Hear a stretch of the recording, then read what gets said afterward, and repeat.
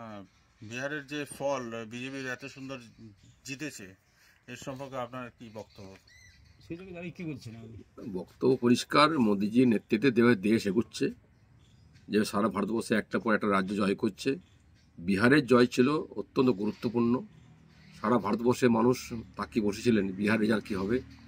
মহাগঠবন্ধন, ইন্ডি জোট পিন্ডি চটকিয়ে দিয়েছে। লালু প্রসাদ বলছে আমার মুখ্যমন্ত্রী হয়ে গেছে, তেজস্বী মুখ্যমন্ত্রী হয়ে গেছে। যেভাবে তারা মাঠে নেমেছিলেন, উৎসাহ করছিলেন, তাতে আমাদের বিহারের মানুষ স্বতঃস্ফূর্তভাবে মহিলা থেকে শুরু করে যুবরা যেভাবে রাস্তায় নেমেছে, যে ভোট দিয়েছে, যেভাবে জয় দিয়েছে, ঐতিহাসিক জয়, অবাস্তব জয়। স্বাধীনতার পর মানে বিহারে এই ধরনের রেজাল্ট কিন্তু হয়নি আমার মনে হয়, যেটা আমার জানা নেই। আমি প্রায় 35 বছর পার্টি করছি, আমার তো জানা নেই এরকম রেজাল্ট হয়েছে। আর এই রেজাল্টের জয় বিহার থেকে শুরু করে বাংলায় এসে আজলে পড়বে। কারণ মোদিজি ভাষণে বলেছেন যে বিহারে যেভাবে জঙ্গলরাজ সাফ হয়েছে, উন্নয়নের ধারা অব্যাহত আছে, আর এই ধারা পশ্চিমবঙ্গে আজলে পড়বে। পশ্চিমবঙ্গের যে স্বৈরাচারী সরকার চলছে, উৎখাত করাই আমাদের মূল কাজ হবে। পুরো পার্টি পশ্চিমবঙ্গের সঙ্গে আছে, এটা মোদিজিরা বলেছেন।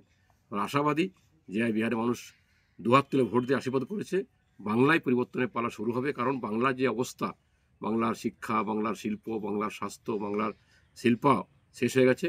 তাই আবার পশ্চিমবঙ্গ আবার নতুন করে মোদির হাত ধরে আর উন্নতি এগোবে, আর সেই সময় চলে এসছে। ওয়েট করুন, পশ্চিমে পরিবর্তন অবশ্য হবে।